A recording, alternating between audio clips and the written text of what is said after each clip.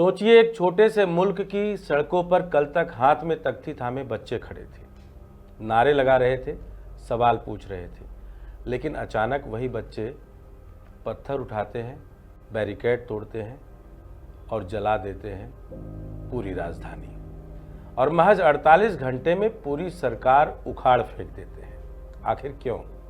क्या social media ban ही उनकी दुनिया हिला गया, या इसके पीछे कोई और गहरी कहानी थी? नेपाल की गली कूचों में उठी यह आग केवल एक देश की राजनीति नहीं बदल रही, यह पूरे दक्षिण एशिया के लिए एक चेतावनी है। और भारत क्या सचमुच इससे बचा हुआ है, या फिर वही विस्फोटक सामग्री यहाँ भी धीरे धीरे तैयार हो रही है? नमस्कार, मैं डॉक्टर विजय शुक्ल। नेपाल का हालिया विद्रोह केवल एक सामान्य राजनीतिक उथल पुथल नहीं है, बल्कि यह आने वाले समय के पूरे दक्षिण एशिया की राजनीति और समाज की दिशा तय करने वाला मोड़ है। इसे सिर्फ सोशल मीडिया बैन की प्रक्रिया कहकर सीमित कर देना सबसे बड़ी भूल होगी। असल में यह विद्रोह उस दबे हुए गुस्से का विस्फोट था जो वर्षों से भ्रष्टाचार, वंशवाद और दमनकारी सत्ता के खिलाफ नेपाली समाज में धीरे धीरे जमा होता रहा।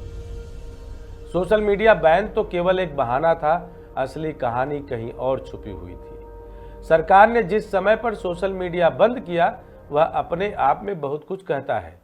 रजिस्ट्रेशन के बहाने अचानक लगाया गया यह प्रतिबंध दरअसल पहले से चल रहे जेन जी आंदोलन को असफल बनाने की एक सुनियोजित साजिश थी।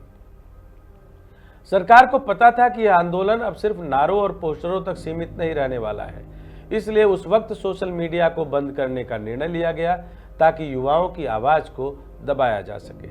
लेकिन सवाल यही है कि अगर यह केवल इंटरनेट बंद करने की घटना होती तो क्या बच्चे इतने हिंसक हो जाते? क्या यह आंदोलन इतनी तेजी से सुलग कर आग बन जाता? जवाब साफ है, नहीं। असली ज्वाला फूटी ऑपरेशन ओली के आदेशों पर, जब दर्जनों बच्चों की सामान्य हत्या कर दी गई।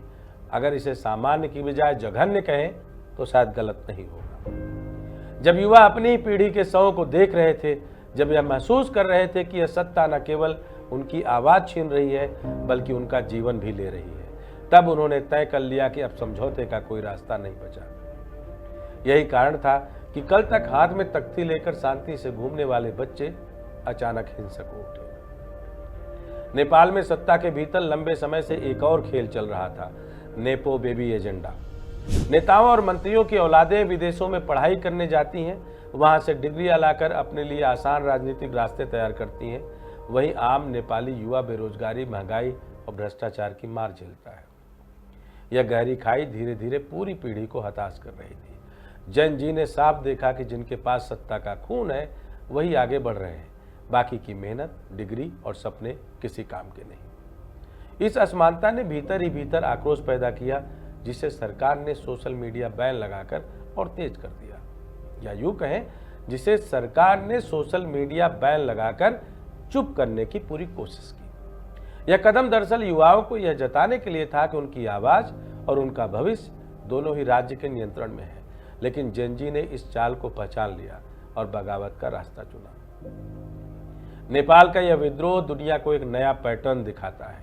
अब कोई भी सरकार यह सोचकर सुरक्षित नहीं रह सकती कि सोशल मीडिया को नियंत्रित करके वह युवा पीढ़ी को काबू में कर लेगी। बांग्लादेश में यही कोशिश हुई थी, श्रीलंका में भी सत्ता ने यही किया और अंततः गद्दी हाथ से निकल गई। नेपाल ने तो इसे और भी तेज और खतरनाक अंदाज में साबित कर दिया। सिर्फ 48 घंटे में एक पूरी सरकार धराशायी हो गई।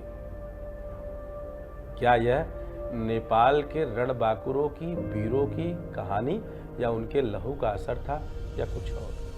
असल में सोशल मीडिया बैन केवल चिंगारी थी, विस्फोटक सामग्री तो पहले से तैयार थी, नेपो बेबी।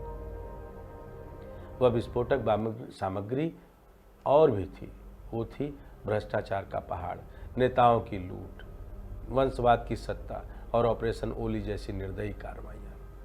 भारत के लिए यह घटनाक्रम बहुत गंभीर चेतावनी है।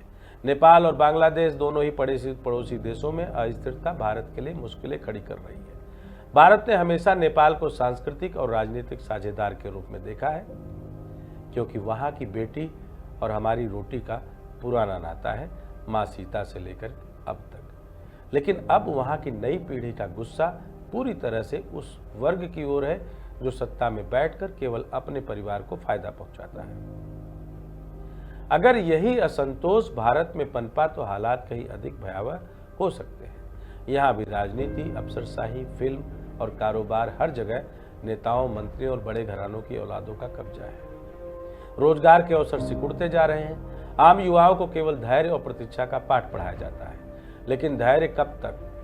अगर भारत का जन जी भी यही सोच ले कि उनकी जिंदगी केवल सत्ता और वंशवाद के खिलौने के रूप में खर्च की जा रही है, तो यकीन मानिए यह आग यहाँ भी भड़क सकती है। नेपाल ने साबित कर दिया कि नई पीढ़ी केवल नारेबाजी तक सीमित नहीं है।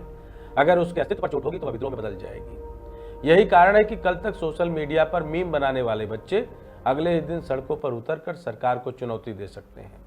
यह केवल नेपाल की कहानी नहीं, यह पूरी दुनिया के लिए सबक है।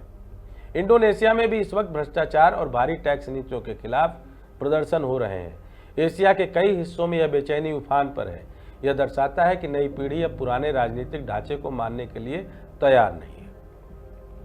ऑपरेशन ओली की निर्दयता ने जेन जी को यह विश्वास दिला दिया कि अगर वे आज खामोश रहे तो कल उनकी पीढ़ी खत्म हो जाएगी। जब सत्ता मासूमों की बलि लेने लगे तो फिर लोकतंत्र, संविधान और व्यवस्था सब खोखले शब्द बन जाते हैं। इसलिए नेपाल का आंदोलन केवल सोशल मीडिया बैन की प्रतिक्रिया नहीं था, बल्कि यह उस पूरे भ्रष्ट और वंशवादी ढांचे के खिलाफ युद्ध था जिसने देश को लूटकर नेताओं के घर भर दिए। यह युवाओं की चेतावनी थी कि अब वे केवल दर्शक नहीं रहेंगे, वे खिलाड़ी भी होंगे और निर्णायक भी। भारत को यह समझना होगा कि नेपाल का विद्रोह उसकी राजनीति और समाज के लिए भी आईना है। यहाँ भी यदि बेरोजगारी, वंशवाद और नेताओं की औलादों की मौजमस्ती के बीच आम युवाओं का धैर्य टूट गया तो नतीजे खतरनाक होंगे। भारत की सीमाओं पर जब बांग्लादेश और नेपाल जैसे देशों में अस्थिरता बढ़ेगी तो यह असर सीधा यहाँ तक पहुँचेगा। सवाल सिर्फ यह है कि क्या भारतीय राजनीति इससे सबक लेगी या फिर यही पुराने चालें चलेगी। सोशल मीडिया पर कंट्रोल, अखबारों पर पूरी तरीके से बैन वाली स्थिति, युवाओं को डराने की कोशिश और भ्रष्ट नेताओं की दुनिया को बचाने का खेल। नेपाल ने दिखा दिया कि जब सत्ता जनता के खिलाफ खड़ी हो जाए तो उसका तख्तापलट सिर्फ समय की बात रह जाता है। और जब युवा अपनी ऊर्जा और गुस्से को विद्रोह में बदल देते हैं तो कोई ताकत उन्हें रोक नहीं सकती। यही वजह है कि 48 घंटे में पूरी सरकार ढह गई। यह दुनिया के हर उस देश के लिए चेतावनी है जहां सत्ता यह सोचती है कि वह युवाओं को हमेशा दबाकर रख सकती है। आज नेपाल का यह आंदोलन सिर्फ नेपाली युवाओं की जीत नहीं है, यह दक्षिण एशिया की पूरी पीढ़ी की जीत है। यह उस सोच की हार है जो मानती थी कि वंशवाद, भ्रष्टाचार और दमन हमेशा चलता रहेगा। अब खेल बदल चुका है। अब सरकारें सोशल मीडिया बंद करके जनता की आवाज़ नहीं दबा पाएंगी। अब सत्ता के लिए असली चुनौती वह नई पीढ़ी है जो ना तो डरती है, ना झुकती है और ना ही समझौता करती है, बल्कि नेपो बेबी को खुलकर दुनिया के सामने लाती है। अगर भारत ने इस चेतावनी को गंभीरता से लिया और नहीं लिया तो कल यही तस्वीर यहाँ भी देखी जा सकती है। बेरोजगारी की कतारें, नेताओं की औलादों का मौज करना और युवाओं का भविष्य अंधेरे में, ये सब मिलकर उस विस्फोटक सामग्री को तैयार कर रहे हैं जो किसी भी वक्त चिंगारी से भड़क सकती है। और उस दिन सोशल मीडिया बैन या पुलिस की ताकत किसी काम नहीं आएगी। नेपाल ने बता दिया है कि जब जेन जी उठ खड़ा होता है तो सत्ता का किला 48 घंटे भी नहीं टिकता। यही है असली सबक, यही है असली सच्चाई। हालांकि भारत देश की लोकतांत्रिक और संवैधानिक पूरी की पूरी प्राचीर में कुछ ऐसी चीज़ें हैं जो नेपाल, बांग्लादेश, पाकिस्तान, इंडोनेशिया की संस्कृति को, वहाँ के आंदोलनों को भारत के हर गली कूचे में होने तो देती हैं, लेकिन इतनी नहीं तो बेकाबू हो जाए।